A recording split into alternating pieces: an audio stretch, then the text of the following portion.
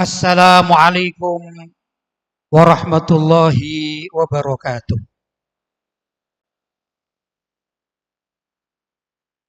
Alhamdulillah. Wassalatu wassalamu ala rasulillah. Sayyidina Muhammad ibn Abdullah. Wa ala alihi wa sahbihi wa man wala. Wa la hawla wa la quwwata illa billah amma ba'd. Haratul mukarramin. Ma'asyiral ulama al-fudala. Ma'asyiral asatidha al-kurama. Bapak-bapak, ibu-ibu, hadirin hadirat yang dirahmati oleh Allah. Dan tak lupa seluruh jajaran kepengurusan Yayasan Takmiriyah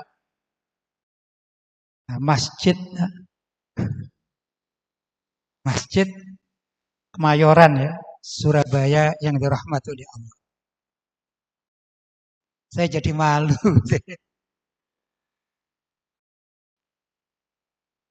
Ada para sesepuh yang hadir, yang saya tidak bisa menyebutkan satu persatu, karena ya memang tidak hafal namanya satu persatu ya.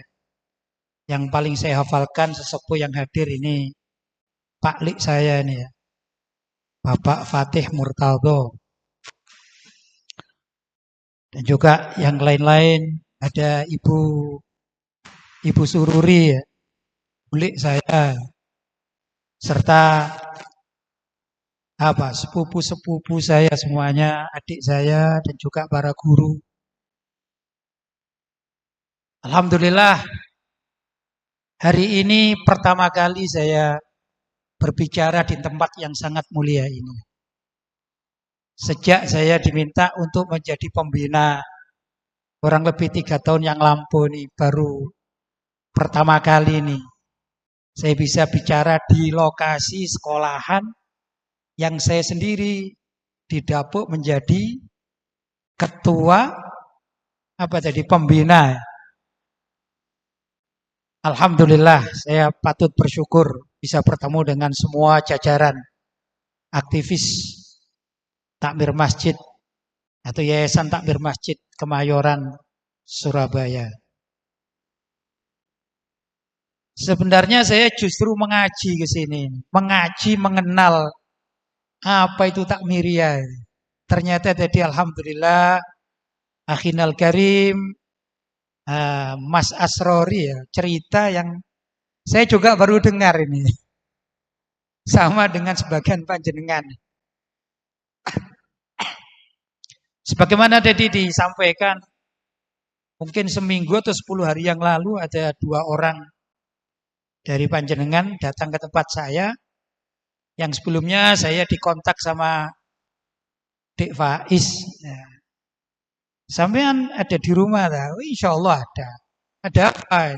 Ada kawan-kawan Takmiriyah mau sowan gitu. Oh monggo. Setelah itu kebetulan juga siangnya mau ada tamu, malamnya mau ada tamu, jadi istri saya itu rodok masak gitu. Alhamdulillah gitu. Ternyata saya kira banyak yang hadir, ternyata cuma 2 ya yang hadir. 3 ya, 3. Ya ngobrol 2 jam barangkali, namanya ngobrol kan ngalor ngidul ya, nggak ada tujuan kemana ya. Salah satu saya tanya, sama ini tuh rumahnya mana? Saya lupa namanya. Saya di belakang masjid. Deket ya. Wah hebat dong, berarti ngerti sejarahnya. Jawabnya, enggak, saya enggak tahu sejarahnya. Pokoknya di sudah ada masjid, ada sekolahan, selesai. Oh gitu ya. Dan yang satu saya tanya, sampean berapa lama di situ? Kalau udah salah bilang 8 tahun atau 10 tahun. Ya apa itu ceritanya? Sampean kok bisa di... Enggak tahu ya, saya masuk aja gitu, karena seneng gitu. Wah nasibnya sama saya bilang. Nah itulah kemudian saya kontak dengan para pengurus. Kata orang Jawa, Mbok Yao. Mbok Yao ada sejarah praktis biar kawan-kawan guru, pengurus, aktivis, karyawan, bahkan saya pun itu rodok ngerti lah itu ya. Ini ada Ustadz Mafir, saya kira juga gak ngerti itu sejarah kayak tadi. Dulu di Singosari. Ya Ustadz ya, gak ngerti kayak gitu tadi. Bapak-bapak dan ibu-ibu yang dirahmati oleh Allah. Ah, saya ini kan aktif di Singosari, di pesantren yang dibangun oleh Ayahanda Kiai Basori Alawi. Jadi konsentrasinya memang di sana. Kalau tadi apa yang disampaikan oleh Pak Asrori itu abah saya memang di keluarga itu sering dipanggil Cakmat gitu panggilannya. Itu panggilan sayang. Dan sayang itu Cakmat gitu. Untuk keluarga khususnya dari Jakarta itu kalau panggil Cakmat. Gitu. Tadi kan dipanggil oleh pamannya ya, tiada lain adalah mbah saya juga yaitu Mbak Abdi Manaf itu. Mat, adik-adikmu ini gak iso atau gak belajar sekolah agama. Yo ewang ngono gitu. Itu kan akhirnya ya namanya keponakan saman watoatan Abah aktif di sini dan itu ada sejarahnya ya karena sejarahnya Abah itu kan masa mudanya pernah di Penele. Jadi dengan dunia Surabaya itu ya hafal gitu. Makanya Abah itu juga di samping imam dulu dan khotib di mana? Kemayoran juga di Ampel dan di beberapa tempat gitu ya. Karena Abah itu masa mudanya sebagai orang Surabaya. Jadi tidak asing. Yang unik kan saya ini. Hidup Surabaya nggak hafal jalan gitu. Adik saya itu paling sumpah kalau ngundang saya itu. Sama diundang di sana. Ya temonon aku di Masjid Al-Akbar gitu. Nanti jemputan gitu. Itu jalan paling mudah bagi saya adalah ke Masjid Al-Akbar. Nanti panitia kalau ngundang saya ya jemputan saya di Masjid Al-Akbar karena saya nggak hafal jalan gitu. Itu apa ironis ya. Saya ketua pembina ndak hafal Surabaya. Tadi ke sini juga takut-takut nyasar. Kenapa? Sopirnya juga ganti-ganti. Jadi yang saya nggak hafal ya begitulah. Unik jadi ya. Nah, jangan heran kalau kemudian saya mengatakan baru pertama kali mengisi di lokasi sekolah Takmiria Surabaya ini baru sekali ini. Itu sedikit apa ya menambah. Nah kalau saya kok di sini didatangi ini Mas Asrori, ini Pak Asrori. Katanya saya diancam, bapak-bapak dan ibu-ibu, saya diancam sama beliaunya. Abah sampean wasiat lo ya, apa sampean nolak gitu. Loh, temen saya ini, iya itu ada Om Fatih barang itu. Om Fatih itu ya minta sampean jadi ketua pembina. Gitu. Waduh karena urusan wasiat-wasiat, saya sebenarnya antara bagaimana gitu ya. Tapi ya apa ya wasiat orang tua dan orang tua dapat wasiat dari paman kakek kan gitu. Mau tidak mau ya bismillahirrahmanirrahim. Jalanlah. Maka yang terjadi sekarang ini alhamdulillah saya bisa bergabung, bisa berinteraksi dengan panjenengan. Mudah-mudahan tidak sekali ini dan bisa berinteraksi lebih lanjut ya. Mudah-mudahan dalam kutip tidak kapok ngundang saya gitu ya. Kalau kapok kan ya wis mandek kan gitu ya. Bapak-bapak dan ibu-ibu yang dirahmati oleh Allah, peristiwa semacam demikian ini pernah terjadi. Di zaman Nabi itu pernah terjadi. Nah, tidak masalah, ini memang perjuangan itu ya begitu. Bapak-bapak kalau melihat sejarah, mungkin sekarang ada ya, kemungkinan besar di bahasa Arab, di Google bahasa Arab itu ada, mungkin juga ada terjemahan itu. Panjenengan tulis saja Bani Syaibah. Bani Syaibah. Siapa Bani Syaibah itu? Bani Syaibah adalah salah satu suku keturunan Nabi Ismail alaihissalam, yaitu suku Quraisy. Nabi Ismail alaihissalam mempunyai anak yang namanya Nabit. Nah, dari sini ini kemudian menolorkan keturunan-keturunan yang salah satunya itu menjadi suku Quraisy ada namanya Bani Syaibah. Begitu ya. Jadi Nabi Muhammad pun masih ada masih ada lingkaran kekeluargaan dengan Bani Syaibah. Apa keistimewaan Bani Syaibah?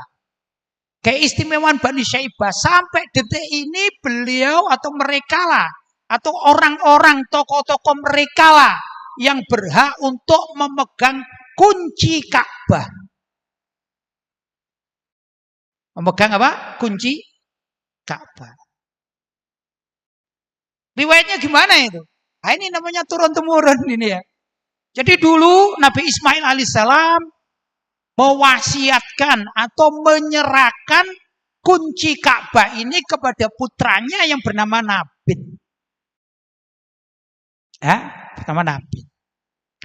Kemudian ini perjuangannya bagus kalau kita baca dalam sejarah itu. Nah, Nabit ini punya paman-paman di samping dari ayah yaitu Nabi Ismail juga punya paman-paman dari ibu yang bukan keluarganya Nabi siapa? Ismail. Lain jalur. Seperti saya ini ya. Saya ini kalau gini, di Takmiria ini sering kita dengar istilah dengan Bani Murtadho kan? Siapa sih Murtadho ini siapa? Murtadho itu Mbak Murtadho adalah ayahnya Basaya Alwi, kan Lutfi Basori Alwi Murtadho kan gitu kan ya.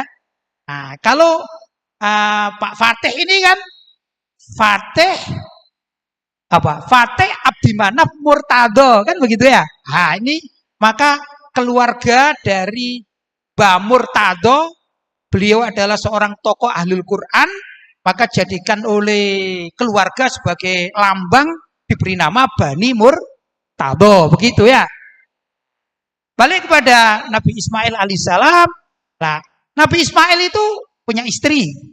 Nah, istrinya ini kan juga punya saudara-saudara yang menjadi pamannya Nabit. Sudah? Suatu saat ini ponakan, ya namanya ponakan. Nah, kunci Ka'bah itu diminta oleh paman-pamannya Sayyidina Nabit, bukan dari jalur ayah. Kalau kami itu misalnya saya kan punya ibu kan, bukan jalurnya Bani Murtadho kan, jalur lain. Paham ya? Nah, namanya saya punya paman, namanya paman. Kalau minta ya repot, nggak dikasih tuh kita ponakan gitu ya. Ringkas cerita, kalau dalam sejarah itu bahasanya agak sedikit keras itu. Maka kunci Ka'bah ini pernah dirampas oleh paman-pamannya Nabit, tapi dari jalur ibu. Jadi kalau di sini bukan dari jalur Bani Murtadho, tapi dari ibu saya. Paham ya? Begitu, nggak nyambung. Setelah dipegang oleh paman-pamannya Nabit, maka terjadi beberapa permasalahan, sampai juga pernah dirampas oleh beberapa suku yang sama sekali tidak ada tidak ada sejarahnya dengan Nabi Ismail. Panjang sejarahnya. Nah, suatu saat di zaman kakeknya Nabi Muhammad SAW yang bernama Sayyidina Qusay, mungkin ini kakek ke-6 ya dari Rasulullah ya. Kalau dihitung dari Rasulullahnya ya. Muhammad bin Abdullah bin Abdul Muttalib bin Hashim bin Abdimanaf bin Qusay. Kalau dihitung dari siapa? Nabi Muhammad berarti apa? Kakek keberapa? Bisa dikatakan ke-6, atau kalau dari Sayyid Abdullah bisa dikatakan kakek ke-5. Tapi kita ingat insya Allah nama Qusay adalah salah satu dari kakek Nabi Muhammad SAW. Ceritanya panjang, saya ringkas. Nah, di zamannya Sayyid Qusay ini beliau angkat pedang. Angkat pedang, perang melawan suku yang dianggap merampas kunci Ka'bah. Sehingga diambillah dari suku yang tidak berhak untuk menangani atau memegang kunci Ka'bah oleh Sayyid Qusay. Begitu. Setelah Sayyid Qusay, kemudian diberikan kepada salah satu dari keluarga Bani Syaibah. Jadi Sayyid Qusay yang merebut kemudian diserahkan kepada salah satu penggede Bani Syaibah. Itu suku. Yang suku ini juga masih keturunan siapa? Nabi Ismail alaihissalam. Berjalan itu. Sampai kepada putranya yaitu zamannya Sayyid Abdimanaf. Kemudian turun kepada Sayyid Hashim. Kemudian turun kepada zamannya Sayyid Abdul Muttalib. Kemudian Sayyid Abdullah. Kemudian zaman Rasulullah Sallallahu Alaihi Wasallam. Ada satu riwayat. Walaupun riwayat ini menurut sebagian ahli sejarah dikatakan dhaif, tapi kalau sejarah itu tidak masalah ya. Sejarah mengutip riwayat dhaif tidak masalah asalkan bukan palsu gitu aja ya. Itu begini, suatu saat Nabi Muhammad Shallallahu Alaihi Wasallam ingin masuk Ka'bah. Kemudian mengutus Sayyidina Ali bin Abi Thalib menego kepada pemegang kunci Ka'bah. Yaitu dari Bani Syaibah. Ringkas cerita, gak dikasih. Gak dikasih. Karena Sayyidina Ali tidak bilang kalau yang akan masuk itu adalah Rasulullah Shallallahu Alaihi Wasallam. Kemudian setengah dipaksa oleh Sayyidina Ali, setelah diambil kemudian diberikan kepada Rasulullah, kemudian oleh Rasulullah dibukalah Ka'bah itu dan Rasulullah masuk, kemudian dalam kutip itu ya, Sayyidina Ali diprotes oleh pemegang kunci yang asli. Kemudian Rasulullah dengar, loh gimana sih ceritanya itu? Iya tadi saya minta paksa, karena antum engkau hai Rasulullah akan masuk.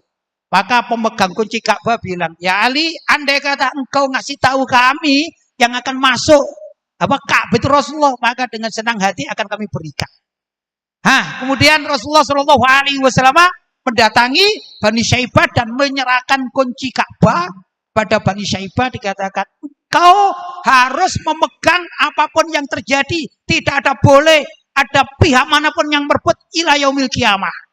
Sampai hari kiamat besok engkau adalah pemegang, atau kau itu maksudnya ya Bani Syaibah, pemegang kunci Ka'bah. Sampai sekarang alhamdulillah masih dipegang oleh Bani Syaibah.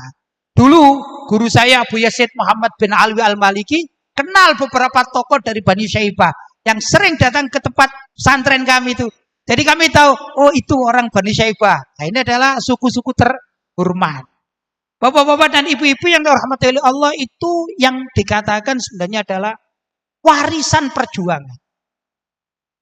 Warisan perjuangan. Bapak-bapak dan ibu-ibu juga mewarisi perjuangan di sini. Kami-kami yang dari keluarga mewarisi perjuangannya Pak Abdi Manaf, gitu ya. Kalau orang Surabaya panggilnya Pak Manaf gitu, Yai Manaf gitu ya. Sebenarnya kalau dalam bahasa Arabnya namanya Abdu Manaf. Jadi juga ada sejarah salah satu kakek Nabi juga Abdu Manaf, kan begitu ya. Ya biasa lah gitu. Ada Mbah Murtadho. Nah itu yang tadi Mbah Murtadho itu kalau orang Jawa panggilnya Mbah Murtolo gitu ya. Bukan Mbah Murtadho tapi Yai Murtolo gitu ya. Itulah lisan Jawa ya. Nah, bapak-bapak dan ibu-ibu, ya ini sejarah semacam demikian memang penting untuk kita pahami agar estafet dakwah di dalam istilahnya warisan perjuangan itu menimbulkan semangat kita, semangat juang kita. Terus bagaimana? Apakah itu harus hanya keluarga saja? Ya enggak. Nabi Muhammad pun tidak di dalam mengelola wilayah-wilayah seperti itu kan tidak minded keluarga saja kan. Ada di sana sahabat-sahabatnya, ya enggak? Seperti Sayyidina Abu Bakar As-Siddiq, Sayyidina Umar bin Khattab, Sayyidina Utsman bin Affan. Itu kan asalnya orang luar. Kemudian ada dipek mantu, ada dijadikan mertua, akhirnya jadi satu kesatuan. Sayyidina Abu Hurairah dalam perjuangannya itu bukan apa-apanya Rasulullah. Tapi orang yang loyal kepada Nabi Muhammad Shallallahu Alaihi Wasallam. Suatu saat Sayyidina Abu Hurairah tatkala Nabi Muhammad itu wafat, sedih. Sayyidina Abu Hurairah itu sedih. Kenapa? Karena beliau pergi ke pasar. Pergi ke pasar itu zaman itu umat Islam sebagian para sahabat dan juga para tabi'in ramai itu jualan di pasar itu ramai. Seperti di tempat-tempat kita, swalayan kan ramai daripada masjid kan gitu ya. Sayyidina Abu Hurairah sedih melihat. Maka beliau membuat pengumuman. Assalamualaikum warahmatullahi wabarakatuh. Saudara-saudara, saya heran pada kalian. Kalian itu mengaku pengikut Nabi Muhammad.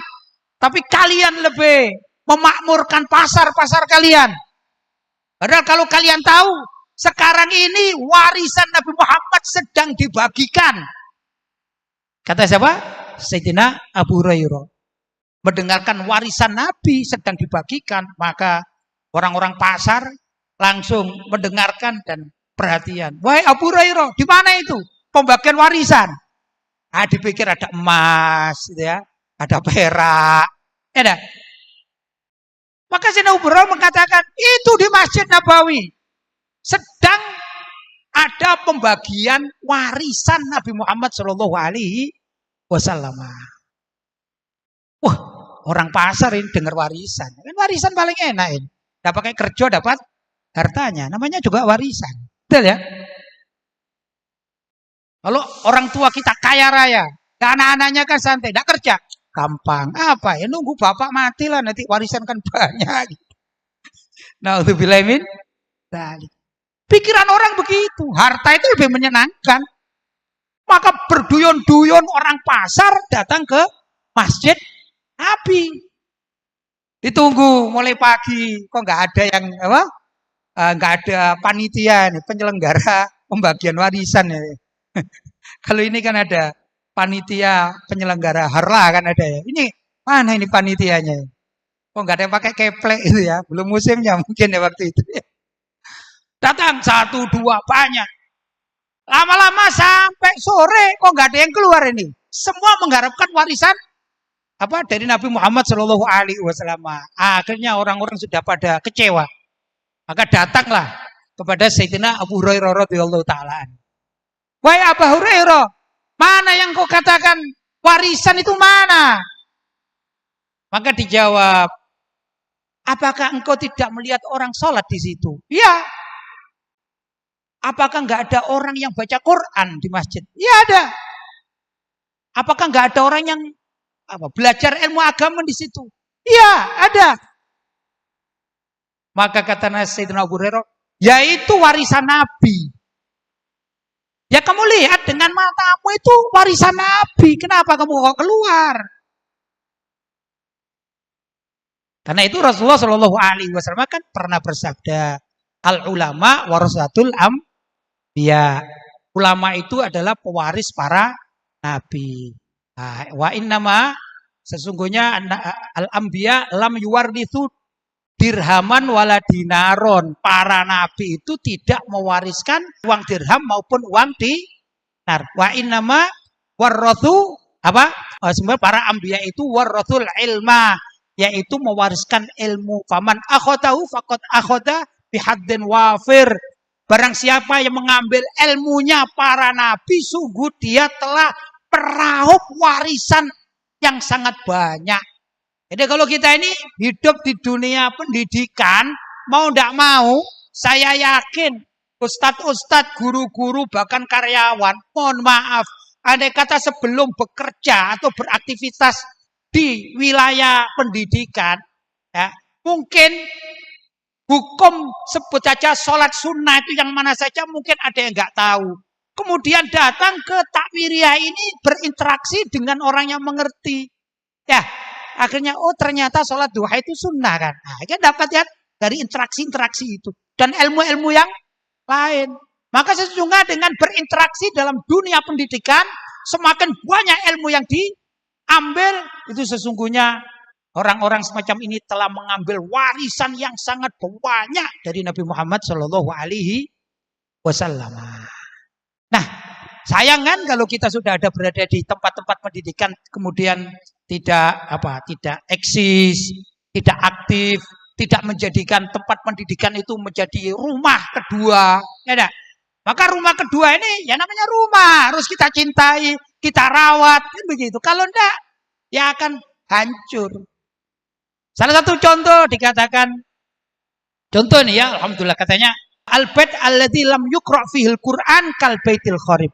Rumah itu kalau tidak pernah dibacakan ayat-ayat Al-Quran kal baitil kharib, seperti rumah yang rusak, rumah kosong yang rusak. Di sini alhamdulillah pagi ada doa, kan begitu ya? Di kelas-kelas ada doa, kemudian ada pendidikan Al-Qur'annya, dan di masjid juga demikian, disetelkan lagu-lagu Al-Quran. Ini bukan seperti baitul kharib, bukan seperti lagi rumah rusak. Ya apa sih rumah rusak? Rumah kosong. Bapak-bapak dan ibu-ibu bisa menyaksikan. Kalau ada satu rumah tidak dihuni oleh orang, lama-lama ini macam-macam ya roboh. Tapi subhanallah, kata orang sekarang aura ya, auranya manusia ini kalau menetap di suatu tempat maka lingkungannya menjadi hidup. Ada dua rumah misalnya, sama-sama dibangun tahun 1990 misalnya. Yang satu dihuni, yang satu tidak dihuni. Realitanya yang rusak duluan mana? Yang nggak dihuni. Ya, Lah, kalau kita sudah punya rumah, maka perlu apa? Ya perlu dihuni dengan apa? Dirawat. Loh, kalau tempat pendidikan, ya kita rawat dengan baik. Rumah rusak itu ada dua macam itu. Pertama nggak dihuni, kedua mohon maaf, suami istri itu tengkar terus. 24 jam ini tengkar terus. Apa yang terjadi, Pak? Rusak rumah. Ya, kata suaminya, aku mau ngecat yang situ. Wah, dicat. Istrinya sumpah, oh tak ambilkan minyak gas sama saya. Siram. Kira-kira apa yang terjadi? Rusak. Kenapa? Karena penghuninya tidak bisa mengambil manfaat dari itu, bahkan tengkar terus itu ya. Nah, untuk menghidupi suatu rumah yang akan semakin baik bila mana suami istri itu kompak. Apalagi kalau anaknya juga kompak. Si suami bekerja mengumpulkan harta, istrinya pandai merawat rumah, anaknya membantu merawat rumah, maka rumah itu semakin lama semakin besar, bertingkat, bila perlu tanah segera dibeli. Dan itu kan untuk memperluas rumah. Tapi kalau keluarga itu amburadul, ya rusak, nggak bisa. Nah, itulah gampangannya dikatakan rumah kalau dihuni, kemudian di situ dipakai ibadah, dipakai mengadakan kajian-kajian, ya, untuk persatuan, ittihadul qulub, menyatukan hati, menyebabkan tempat itu nyaman dihuni, maka akan besar. Demikian juga pendidikan kita, yayasan kita yang sudah berapa? 46 tahun lahirnya ini bukan anak muda, bukan anak-anak Mas ya. Bukan remaja ini. Ini kalau orang sudah punya anak, ya. Mungkin juga ada yang sudah mantu kalau nekat ya. Tapi paling enggak sudah punya anak ini, bukan remaja lagi. Nah, ini perlu apa? Oh ya, kalau dalam bahasa agama itu umur 40 tahun namanya umrur rasyid. Apa itu umrur rasyid? Umurnya orang yang bijaksana. Nabi Muhammad itu tampak kehebatannya itu sebelum usia 25 tahun sudah hebat. Sampai Siti Khadijah tertarik atas kehebatan Nabi Muhammad dalam banyak hal. Tapi diutus oleh Allah bukan usia itu. Bukan usia 25 tahun, bukan. Dijadikan Nabi tatkala beliau umrur rasyid, yaitu usia 40 tahun, diberi semua tanggung jawab dikerjakan. Maka dikatakan an-nabiyul amin, nabi yang amanah itu finalnya itu gitu ya. Pada saat diangkat menjadi nabi, yaitu usia 40 tahun. Nah, takmiriyah ini kalau bisa begitu, umur 40 tahun, wah ini sudah semakin matang, sudah semakin mapan. Kalau berumah tangga, ibarat berumah tangga itu yang masih manten barunya usia 25 tahun, wah itu biasa terjadi keributan-keributan suami istri itu kan biasa ya. Nah, punya anak pertama juga begitu. Waduh, subak lah. Kalau sudah umur 46 tahun, harusnya bagaimana?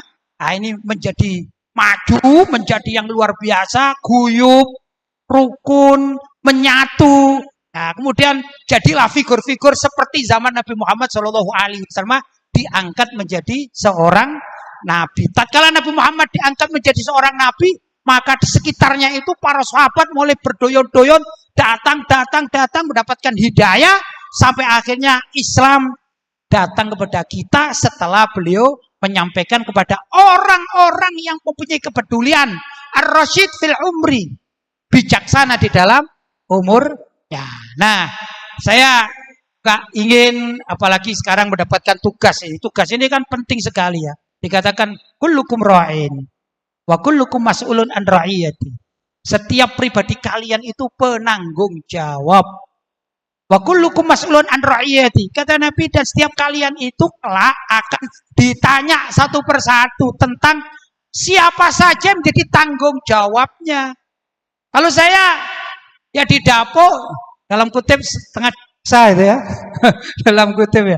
Terus saya menerima dengan berbagai macam sebab, berarti saya kan pemimpin di sini. Lah itu kalau saya tidak pernah nasihat, tidak pernah mengatakan ini boleh, ini tidak, besok saya dia tanya juga. Panjenengan yang SMA ya, ada kepala sekolah, wakil kepala sekolah, mungkin ada bagian yang lain-lain. Itu juga ditanya tentang murid-muridnya. Kenapa muridmu gak sholat? Apa kemudian bebas saja? Itu kan bukan anak saya. Enggak. Tetap oleh malaikat ditanya, kenapa muridmu gak sholat? Itu kan muridmu itu, kok gak sholat? Kulukum ra'in wa kulukum mas'ulun an ra'iyati. Setiap kalian itu penanggung jawab, ketua. Dan setiap kalian itu besok di akhirat akan ditanya siapa saja menjadi pentanggung jawabnya, ya murid-murid kalau antara guru dan murid. Begitu. Maka setiap kita kalau memang bisa untuk menjadikan sosok sebagai penanggung jawab yang baik, yang amanah, yang jujur ya. Apa ya? Siddiq, amanah, tabligh, foto. Nah, siddiq terpercaya dan bisa dipercaya. Siddiq itu percaya, terpercaya, dan bisa dipercaya. Maksudnya percaya itu gak suka suudon sama orang. Aku percaya. Percaya dengan ini karena orangnya baik, namanya siddiq. Juga terpercaya karena dirinya itu tidak pernah bohong, tidak pernah berkhianat. Maka dia terpercaya di kalangan lingkungannya itu siddiq. Amanah, menyampaikan kewajibannya. Nah, wa'adil amanati ila ahliha, sampaikan amanat itu kepada ahlinya. Begitu. Kalau saya misalnya, saya punya amanat, apa amanat? Oh ya, saya dengar misalnya, saya dengar di Takmiriyah itu ada yang paling pojok itu kebakaran tidak dibetul-betulkan. Itu. Saya dengar, saya harus menyampaikan amanah, nasihat kepada penanggung jawab bagian pojok yang kebakar. Pak, ya apa itu Pak? Kok kebakar dibiarkan saja? Itu namanya saya menyampaikan amanah. Nah, jadi peduli, amanah itu adalah sifat peduli kita. Kalau kita semuanya peduli, karena sebagai pemimpin insya Allah bagus. Yayasan kita bagus. Siddiq, amanah. Tabligh, menyampaikan. Menyampaikan yang benar. Menyampaikan sesuatu yang menjadi maslahat bagi bagi yayasan kita. Jangan kalau ada apa-apa kita simpan sendiri, akhirnya ngerundel sendiri gitu ya. Wah, akhirnya ngerumpi sendiri lah. Ini kan tidak bagus. Sampaikan dengan baik. Ada apa-apa disampaikan dengan baik pada jalur-jalur yang sudah disediakan. Insya Allah kalau kompak demikian ya akan bagus yayasan kita. Siddiq, amanah, tabligh, fatona. Nah ini fatona ini cerdas. Cerdas itu kata orang sekarang gak mager gitu ya. Otaknya gak mager, badannya gak mager. Gitu. Apa mager itu? Malas gerak.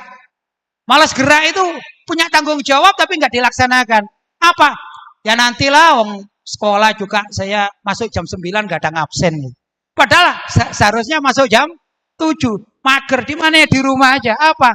Ya kalau udah apian nonton TV misalnya itu mager gitu. Itu enggak fatona, enggak cerdas. Orang yang cerdas gimana? Maksudnya fatona yang cerdas itu adalah dia memanage waktunya untuk suatu tanggung jawab yang besok akan ditanyakan di akhirat nanti. Saya ini, mohon maaf, saya ini digaji oleh suatu tempat. Ya, saya sudah dikasih diplot jam 7 sampai jam 3. Saya harus mengerjakan sesuatu di tempat itu. Saya sudah menerima gaji. Kalau orang fatona, cerdas, maka dia akan memanage dirinya. Oh, saya berangkat 6:30, saya nanti pulang jam 3:30 misalnya. Di tempat ini apa? Saya kerjakan apa yang manfaat. Kalau enggak, saya baca Quran di situ. Biar rumah ini tidak menjadi kharib, tidak menjadi rusak. Itu namanya fatona. Cerdas, memikirkan suatu. Jadi nggak ada barang nganggur. Kata para ulama, seorang mukmin itu nggak ada yang namanya nganggur, Pak. Kalau seorang mukmin itu jadi pengangguran, itu keimanannya perlu dipertanyakan. Seorang mukmin itu kalau nganggur dia baca sholawat, dia ngaji Quran, ya. Kalau sekarang, wah ini guru-guru muda-muda ini ya, saya juga mengamalkan itu kan ada medsos, ya ada medsos. Kalau nganggur, main medsos, tapi yang positif. Misalnya, kopas pendapat fulan bin fulan, di-share. Itu satu hari, satu malam itu loh kadang-kadang kehabisan waktu itu. Ya, nah, itu namanya orang cerdas di dalam dunia dakwah. Mengkolaborasikan segala sesuatu yang bisa manfaat untuk menambah pundi-pundi pahala dalam dunia dakwah. Kalau bapak-bapak dan ibu-ibu di sini bisa. Saya contohkan ibu-ibu ya. Ibu-ibu yang dirahmati oleh Allah. Ya, ada istilah, Bu. Ada namanya seorang guru itu mu'alim, ada seorang guru itu namanya murabbi. Apa bedanya murabbi dengan mu'alim? Mungkin yang pernah mengaji di pesantren pernah dengar laulal murabbi ma araftu rabbi. Kalau bukan karena pengajar, maka aku tidak akan mengertai Tuhanku. Yang dilakukan man ana. Ya kan? Itu murabbi. Apa bedanya muallim dengan murabbi? Muallim itu guru, murabbi juga guru. Cuman praktisnya begini, kalau muallim itu dia datang, ini muallim jujur ya, bukan yang nakal ya. Ustadz jujur, tertib, tapi dia ustadz saja dia, bukan murabbi. Dia datang, dia kasih kurikulum, misalnya kurikulum matematika, bab 1 sampai bab 2 harus selesai diajarkan dalam satu periode ya, satu kurikulum ini selesai. Dia kerjakan, diajarkan kepada muridnya. Bahkan murid-muridnya ini lolos semuanya nilainya 10-10. Ini kan guru luar biasa kan. Cuman guru ini datang ke sekolahan, ya, dia mengerjakan tugasnya sesuai dengan yang diplotkan oleh bagian pendidikan. Kemudian jam 3 pulang dia.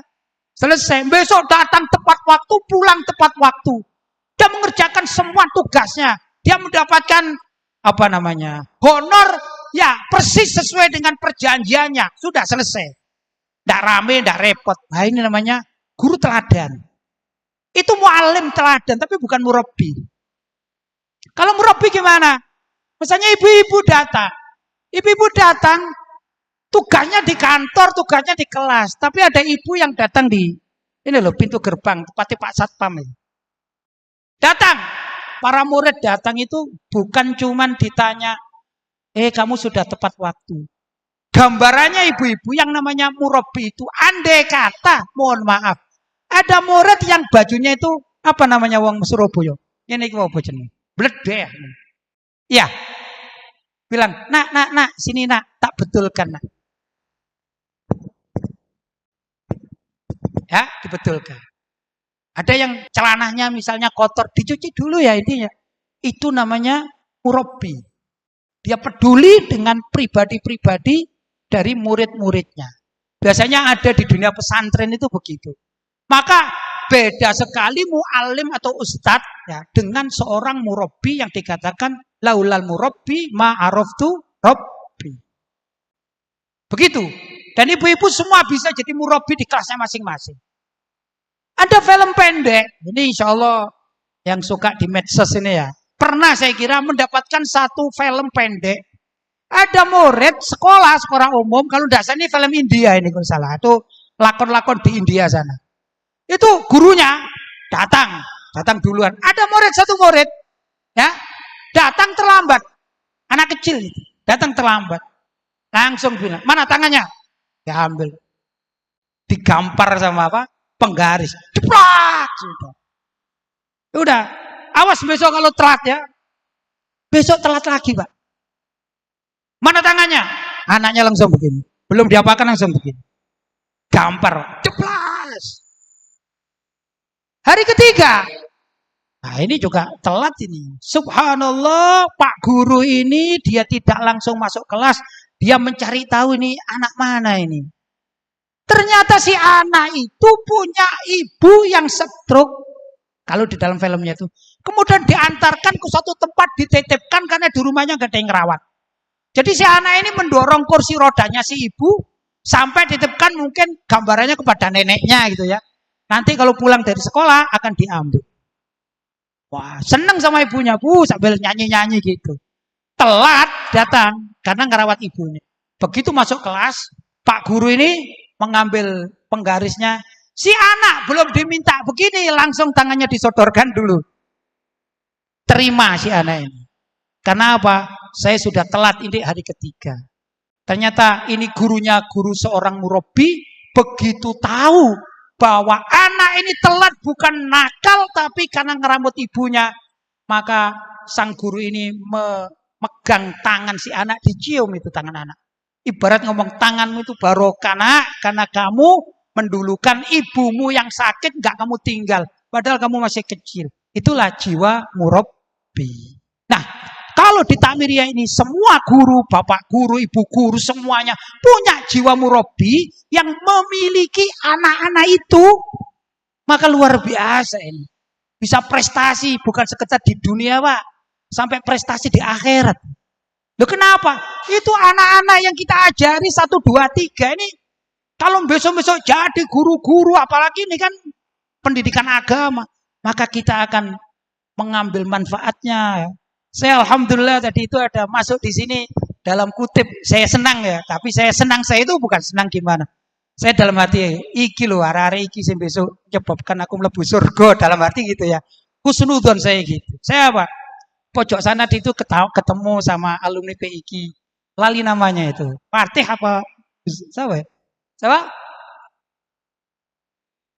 Fadil. Ada Fadil, terus ada yang dari Surabaya, dari adiknya Faiz Amin itu siapa? Uiz siapa itu ya? Pokoknya di situ ada. Masya Allah. Kok kamu di sini? Saya hafal kan saya. Kok kamu di sini? Iya, saya ikut khidmat di sini. Kemudian sini ada Ustadz Hedar salaman. Ustadz Mahfid. Itu alhamdulillah kawan-kawan dulu pernah ngaji Ali Bakta pada saya. Ya. Ustadz Mahfid kan gitu ya. Ngaji Ali Bakta kok dulu ya. Tapi saya bersyukur. Gini syukur saya itu. Dalam hati tadi. Koyo arek-arek iki sing garon aku mlebu surga ya. Aku biar ngamuan. Saya dulu ngamuan. Ustadz Mahfir saya pukul, sekarang jadi guru. Alhamdulillah ya. Saya jewer, sekarang jadi guru. Ustadz Dedar dulu nakal, saya jewer. Sekarang jadi guru. Saya bilang gini, alhamdulillah. Misalnya hitung-hitungan Pak ya, pakai apa kalkulator. Kalian ngajar kitab Takmiriyah, aku terima setoran. Bukan setoran uang ya, setoran pahala. Loh kalau itu bapak-bapak dan ibu-ibu yang jadi barometer kita untuk mengajar tempat ini kan luar biasa. Ya. Bukan hanya sekedar dapat apa ya, dapat pesangon halal. Itu alhamdulillah itu suatu yang luar biasa itu ya. Tapi yang lebih utama, kalau saya lebih utama itu kenapa kok menerima? Iya ya. Terus masa aku bahkan dongotok tertulis dah, tapi insya Allah saat Takmiriyah kan setoran ganjaran nang aku kan lumayan. Gitu saya itu. Wis terima wis. Jadi menerimanya juga dengan perhitungan-perhitungan akhirat. Nah ini namanya dalam kutip jiwa murabbi itu semacam itu. Jadi menghitung anak, santri, murid itu mohon maaf bukan karena kalkulator dunia tapi kalkulator akhirat. Nah, kita semua kalau punya prestasi di sini karena kita guru-guru, kita pengurus, insya Allah di akhirat loh. Nanti bakalan kita yang senang. Karena kami dari kulukum ra'in, kalian penanggung jawab. Sudah kalian apakan murid-murid dan ini semuanya sudah saya ajari yang benar, sudah saya arahkan, sudah saya ramut. Sudah saya marahin, sudah saya beri ini. Akhirnya semua menjadi jiwa-jiwa anak-anak kita menjadi anak-anak yang baik. Kitalah yang akan senang besok di akhirat. Ibarat juragan kali kipas-kipas di akhirat. Alhamdulillah, setoropo kon. Saya sudah bisa ngaji Ali Bakta kan setoropo. Saya sudah bisa jadi anak yang jujur. Kamu setoropo. Saya alhamdulillah, walaupun saya nggak lolos, tapi saya ini ahli sedekah. Kalau lolos gimana? DO dulu ya. Tapi saya tetap menjadi murid Takmiriyah. Saya senang kan guru saya fulan-fulan. Gurunya tinggal begini saja. Itu kan yang akan kita capai. Jadi urusan kita jangan sekedar standarisasi dunia, tapi kalau bisa standar kita adalah standar akhirat. Bapak-bapak dan ibu-ibu yang dirahmati Allah, mungkin itu ya sedikit motivasi dari saya. Mari kita jadikan tempat ini tempat yang sangat luar biasa. Ya, gitu katakan tempat pendidikan. Ini kan namanya Raudhatun min riyadil jannah. Nah, yang Nabi mengatakan kepada para sahabat, idza marartum bi riyadil jannah farta'u. Kalau kalian menemukan taman surga farta'u, masuk aja di situ. Para sahabat mengatakan, "Wa riyadul jannah?" Apa riyadul jannah? Maka Nabi mengatakan, "Hilakul ilmi," yaitu tempat untuk mencari ilmu. Maka kalau kita sudah masuk di taman surga, masa kepingin metu? Ya janganlah, ya. Masa kita kepingin gak seneng taman surga, ya jangan, kita nikmati. Apapun yang terjadi, kita nikmati, tapi kita orientasikan pemikiran kita kepada yang positif. Bapak-bapak dan ibu-ibu yang dirahmati Allah, barangkali itu sedikit yang dapat saya sampaikan. Mudah-mudahan di pertemuan-pertemuan kelak yang akan datang, kita bisa nyambung hati, ada ittihadul qulub, menyatukan hati kita dalam kebersamaan. Itu saja, kurang lebih, mohon maaf yang sebesar-besarnya. Hadza ma aqulu lakum. Wal afu minkum. Wassalamualaikum warahmatullahi wabarakatuh.